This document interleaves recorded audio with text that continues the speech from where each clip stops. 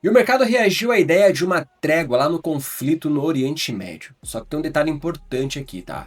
Mesmo com esses discursos de alívio, o Estreito de Hormuz ele continua sob tensão. Ou seja, a narrativa mudou, mas o problema continua lá.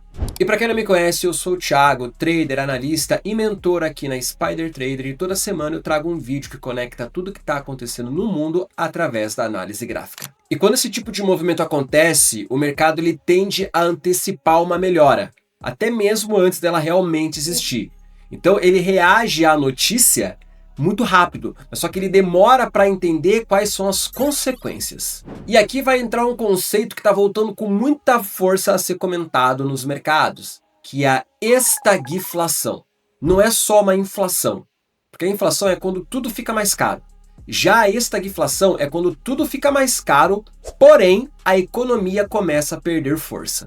Então, traduzindo de forma bem simples, o combustível sobe, a comida sobe, o custo de vida sobe, só que a renda ela não acompanha. E aí começa um ajuste silencioso, as pessoas elas começam a consumir menos, mas não é porque elas querem, é porque elas realmente precisam. E agora eu quero te mostrar um gráfico que é o Invesco DB Agriculture Fund. Ele representa o preço dos alimentos e ele começou a subir junto com o conflito. Então eu estou aqui no gráfico semanal do DBA, o DB Agriculture Fund, ok? Então o que a gente tem aqui de interessante para analisar nesse gráfico? Note que desde final de 2024, basicamente esse gráfico ele está em uma lateralização. Como ele representa basicamente aqui o preço dos alimentos, né? A gente vê o preço da alimentação, né, oscilando durante o final de 2024 até o momento atual, ok? Só que o que chama atenção aqui é que aqui a partir de março o preço ele começou esse movimento de alta, ou seja, né, nós tivemos aqui um aumento no custo alimentício. Provavelmente você sente isso no seu bolso, você sente que os alimentos estão mais caros, não desde março, né? Isso já é um movimento que vem acontecendo há bastante tempo, mas nas últimas semanas, aí, até no último mês, aí, a gente sentiu isso aí de forma mais pesada. Então, esse gráfico ele mostra pra gente que o preço subiu juntamente com a ascensão do conflito lá no Oriente Médio, né? O custo energético ficou mais caro por causa do petróleo. A gente já falou sobre isso aqui nos vídeos passados. E a gente teve aqui um volume muito maior. Olha aqui, ó. Você vai comparar, desde quando o preço entrou aqui na lateralização, a gente tem um volume controlado. Um volume financeiro controlado. A partir do momento que veio a questão lá do Oriente Médio, lá do Irã com os Estados Unidos, a gente teve um volume muito alto. Mas o que chama a atenção aqui de verdade é o preço subindo com o volume caindo. Isso aqui é o que chama a atenção, porque existe um sintoma de quando o preço sobe e o volume cai. Quando a gente traduz isso, a gente automaticamente pensa, ele está subindo, mas ele está subindo sem força, ele está subindo sem uma presença compradora. Provavelmente ele subiu aqui pela especulação do aumento do custo energético, porque é uma cadeia. Se o custo energético sobe, automaticamente o custo do combustível vai subir, o custo do alimento vai subir, porque faz tudo parte de uma cadeia. Então, ele provavelmente subiu aqui muito mais na especulação e não num movimento real.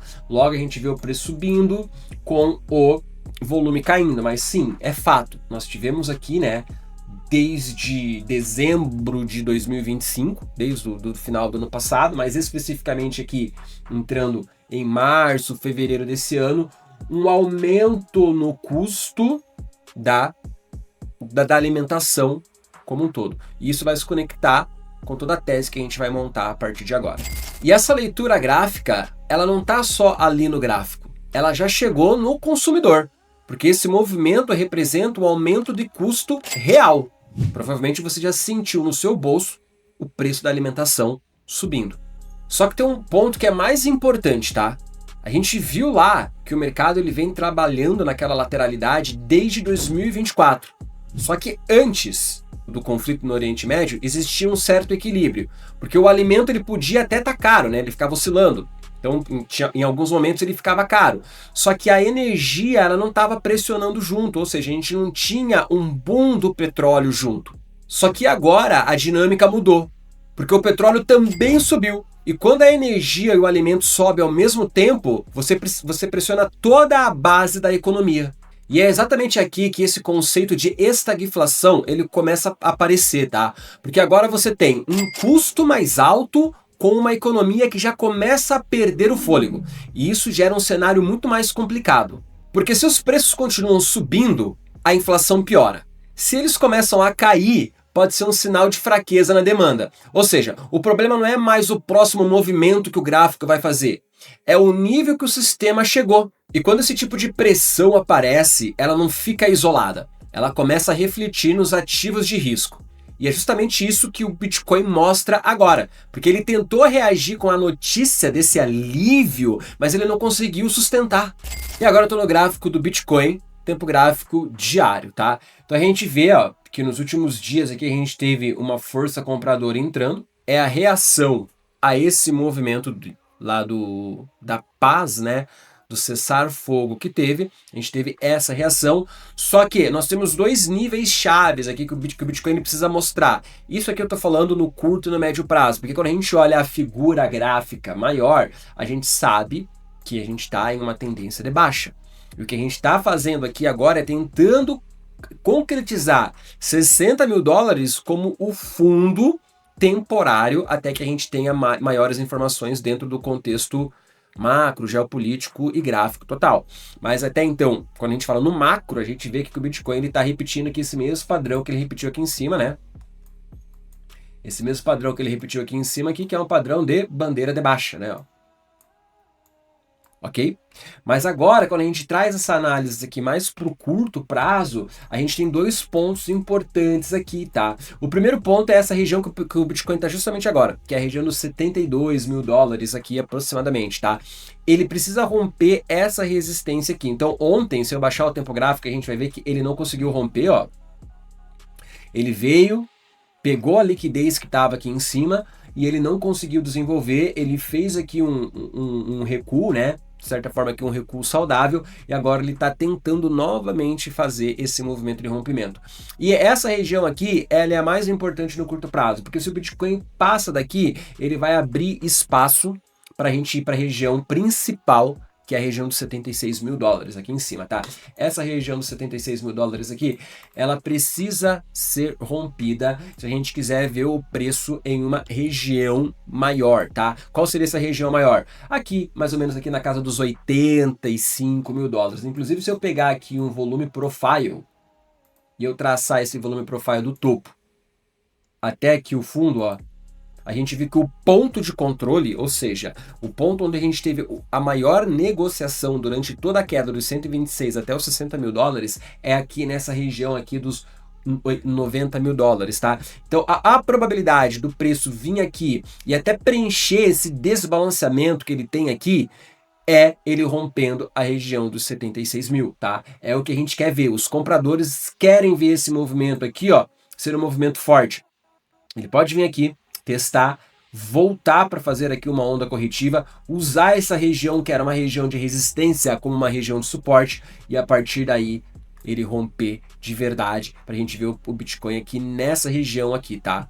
Que seria o próximo grande alvo dele e que daria para a gente aqui, né, uma posição de swing trade aqui desde os 60 mil de 50%. Na verdade, a análise de médio prazo ela tá baseada nisso aqui, tá? Então a gente tá comprado aqui nessa região, a gente tá comprado nessa região aqui, esperando esse movimento acontecer, que pode levar o Bitcoin até 80, 85, 90 mil dólares aí, é um excelente swing trade, um risco muito baixo, que é o risco de ele perder os 60 mil, porém com um retorno muito alto, tá? Então a gente está posicionado aqui pensando justamente nesse movimento, mas para esse movimento acontecer e essa fraqueza aqui ela ser desconsiderada, a gente precisa ver primeiro o rompimento dos 72 mil dólares e depois o rompimento dos 76, tá? Porque até então, o que a gente tem aqui no BTC é isso aqui, ó. É uma bandeira de baixa. Mas mesmo dentro da bandeira de baixa, a gente pode ver o preço trabalhando aqui, né? Ó. Mesmo dentro da bandeira de baixa, a gente pode ver o preço trabalhando aqui, ó.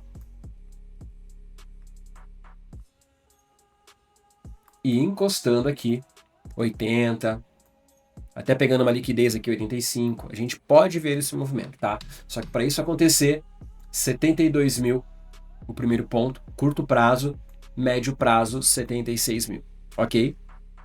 Vale muito ficar de olho nesse movimento, porque tem uma possibilidade muito forte de a gente ver o Bitcoin até aqui. Mas como que isso se encaixa na tese de estagflação, né? Naquilo, o mercado ele precisa de tempo para entender o que está acontecendo. As coisas no mundo real, elas acontecem muito mais rápido do que aqui dentro.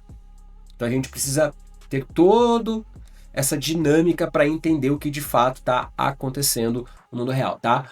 Então é assim que o Bitcoin está respondendo a tudo que está acontecendo. Ele sente a liquidez antes de todo mundo. Ele sente a falta da liquidez, ele sente a chegada da liquidez, e o que ele está mostrando agora, nesse momento, é de fato uma fraqueza estrutural devido à condição dessa subida, porém com um potencial de no médio prazo ter essa valorização aqui que a gente está falando. Ponto-chave 72, próximo ponto-chave 76. Então, o que a gente está vendo agora não é só um movimento de curto prazo, é um sistema que ele já começa a mostrar os primeiros sinais de desgaste. E quando a base do sistema enfraquece, os ativos mais sensíveis sentem primeiro, como é o caso do Bitcoin. Por outro lado, ele acaba deixando oportunidades no meio do caminho, como essa que a gente acabou de analisar. E agora eu quero saber de você, isso aqui para você é um alívio momentâneo ou é o início de algo maior? Comenta aqui embaixo o que você está vendo aí no gráfico e até a próxima, pessoal.